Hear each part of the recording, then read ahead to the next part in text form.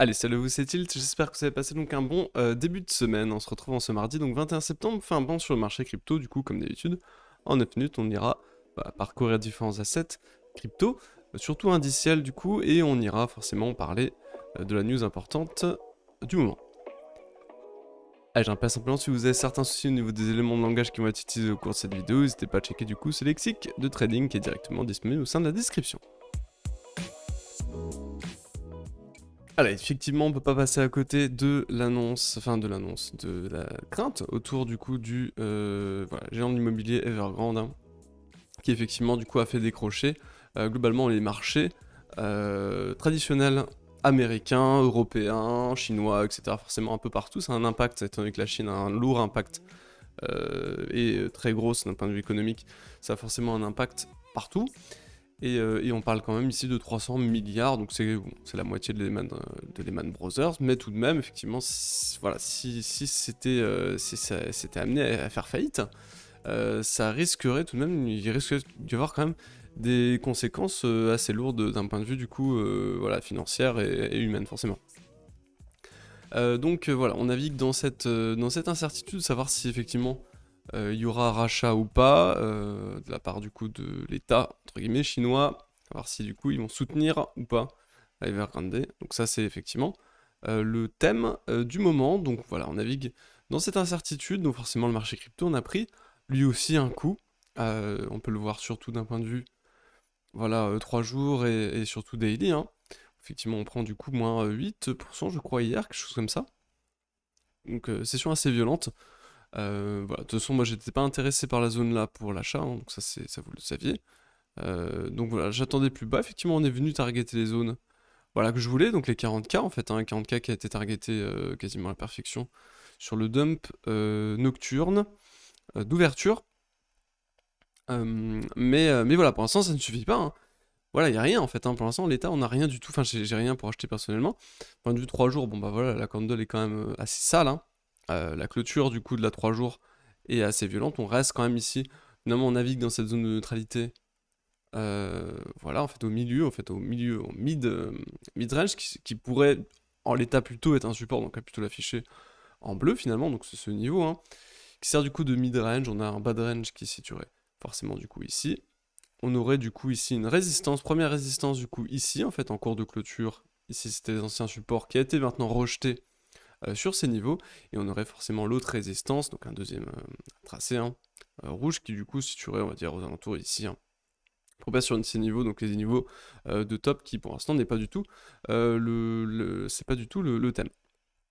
Voilà, donc effectivement là vraiment ce qui est important, c'est une zone de neutralité qu'on va même pouvoir potentiellement mettre en blanc, étant donné que du coup c'est un niveau dans lequel on a du mal effectivement à trader.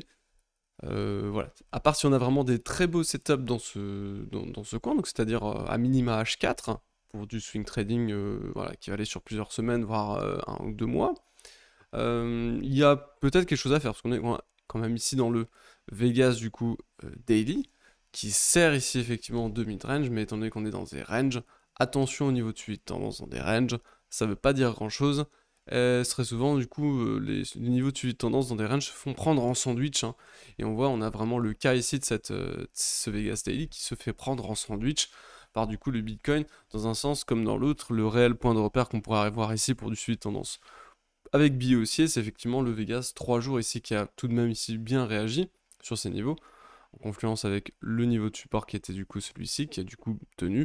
Et voilà, donc effectivement, on navigue dans l'incertitude aussi là, sur le Bitcoin, mais là ça fait quand même un peu plus de temps depuis qu'on est rentré finalement dans cette phase de range. Donc là les vendeurs finalement ont repris la main sur ce niveau, donc on verra maintenant si les vendeurs arrivent à parvenir à passer les niveaux qui iront valider leur avis, c'est-à-dire la baisse, hein, plus de baisse ou pas.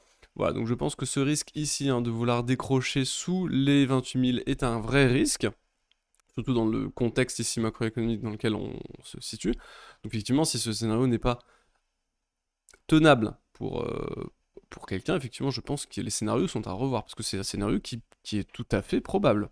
Il est tout à fait probable. Voilà donc pour ça.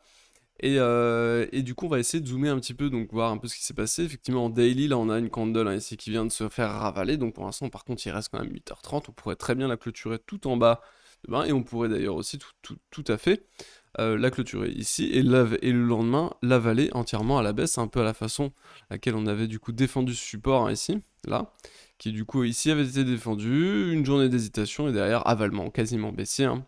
Et derrière on part pour plus de baisse. Donc voilà, attention ici, on pourrait effectivement, donc là ici, ce coin ici, hein, de prix pourrait tout à fait ressembler à cette pattern où on vient finalement valider. Donc là pour l'instant on essaierait de tenir une sorte de support, hein, qui du coup derrière lâcherait potentiellement si on était effectivement dans cette pattern. Donc on verra du coup ce qui se passera, mais on pourra avoir exactement la même chose ici finalement. Voilà, j'ai une sorte de... Ouais, non, c'est un peu moche quand même, mais ouais, une sorte d'épaule tête, épaule un peu dégueu, hein. Mais on aurait tout de même, ça pourrait quand même faire, faire penser à une sorte de structure de retournement, quand même, tout de même cette zone. Donc attention, effectivement, c'est assez dangereux, je trouve. On a quand même ici, par contre, des fundings qui sont relativement négatifs. Par contre, bon, à remettre en perspective, on sait que si on est déjà rentré en bear market, les fundings négatifs ne sont pas si intéressants que ça, d'un point de vue technique. Donc c'est très intéressant d'un point de vue technique quand on est en bull market, donc après coup. Par contre, voilà, si là on est déjà en bear market, bah finalement ça ne donne pas beaucoup d'informations. Donc vraiment le souci aux alentours de ça. Par contre, bon, on est quand même ici sur support et on a des fundings négatifs, donc quand même plus de chances, j'estime qu'il y a tout de même plus de chances ici, je pense, de venir valider enfin un rebond. On va voir à peu près la chose qu'est-ce qui s'était passé à ce niveau-là. Quand on avait eu ça, effectivement, on avait aussi eu, au moment où on avait mis une mèche, ici du funding négatif sur ce niveau, on avait du coup tenu le niveau, et puis derrière, par contre, quand on était revenu ici, on avait du funding positif. Donc on verra du coup comment ça évoluera à ce niveau-là. Peut-être que là, on a du funding négatif, mais que derrière, ça va très vite hacher le support, et derrière, on va repasser en dessous, et on va se retaper un funding positif qui pourrait valider plus de baisse. Voilà, donc ça c'est aussi à prendre en compte. On a du coup ici pour l'instant, bon la divergence c'est dégueulasse, donc on va pas la prendre en compte et on peut pas prendre en compte ce type de divergence, c'est absolument immonde, hein. Donc d'un point de vue H4 pour moi il n'y a absolument rien du tout, on est quand même dans ce Vegas Daily donc ça on avait déjà dit. Par contre là où effectivement on commence à avoir de la divergence visible, hein, réellement c'est ici plutôt en 1 heure ici sur cette vague, cette unique et même vague de baisse. Donc c'est pas forcément des mouvements qui vont mener à d'énormes mouvements de correctifs.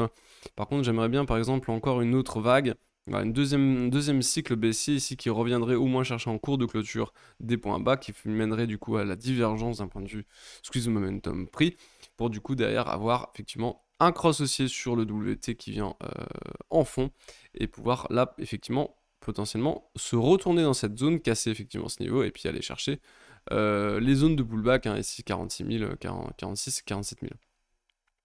Voilà donc pour ça.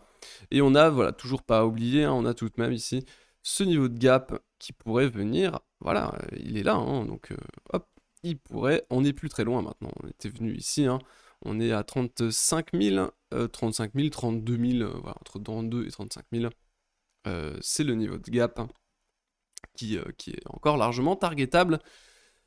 La dominance, il s'est absolument rien passé, donc on va le passer. On a le total 2, donc l'indice des altcoins ici, qui par contre, voilà, tout de même, encore une fois, hein, structure de potentiel de retournement. Il faut absolument passer dès ce niveau. Si c'est niveau 7, forcément, vous le voyez très bien d'un point de vue chartiste, hein. On a un beau double top, hein, qui pourrait se dessiner et qui pourrait du coup derrière targeter, voilà, minima au moins ce niveau, hein, un niveau de pullback ici du double bottom qui aurait été posé ici et instauré sur le bottom, qui pourrait du coup être pullback à minima. Donc voilà, ce serait peut-être qu'un pullback, et derrière si on réintègre, bah voilà, on ne sait pas en fait, hein. Tant qu'on n'est pas et tant qu'on travaille pas les supports de manière positive, bah on peut pas savoir à l'avance comment, voilà, si on va les tenir ou pas, hein. Même chose ici, on voit encore très bien ce niveau, là le niveau qui aurait déjà été passé, donc le break serait déjà entre guillemets déjà initié sur le mid pair, et le sheet pair, même chose ici, hein, sur ce niveau-là. Bon, par contre, on reste toujours au contact de cette zone de neutralité globale, hein, avec les niveaux de suivi de tendance daily au niveau du Vegas, hein, et des zones de support à venir chercher encore plus bas pour le NFT. Donc je pense encore, voilà, il y a encore des baisses potentielles à venir, hein. Allez, écoutez, je vais vous laisser passer une excellente semaine. On va se retrouver du coup demain avec Matt. A plus. Salut, salut.